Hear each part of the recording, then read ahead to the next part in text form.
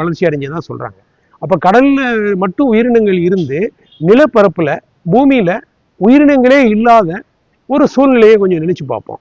அப்போ மரம் செடி கொடிகள் இதான் முதல் உயிரா இங்க இருந்திருக்க முடியும். சின்ன சின்ன இன்செக்ட்ஸ் இதுக்கெல்லாம் இருந்திருக்க முடியும்.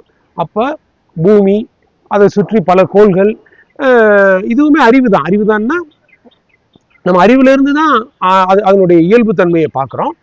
அப்போ பூமி, அதை சுற்றி பல கோள்கள், சந்திரன், சூரியன், இவங்க எல்லாம் அப்படியே இருக்கிறப்போ இந்த நிலம், நீர், நெருப்பு, காற்று இதெல்லாம் இருக்கிறப்ப இந்த மரம் செடிகள் மட்டுமே இருக்கிறப்ப ஒரு பேரமைதியான ஒரு அண்டம் இருந்திருக்க முடியும். அந்த பேரமைதியான அண்டத்துல அந்த அண்டத்துக்கு ஒரு காலம் இருந்துருக்கு. அதாவது அதுக்கு ஒரு காலம் இருந்துட்டு இருக்கு அப்படின்னா ஒரு டைம்லெஸ் ஸ்டேட்ல இருக்கிற ஒரு டைம் இருந்திருக்கு. அதாவது அங்க மெஷர் பண்றதுக்கு யாரும்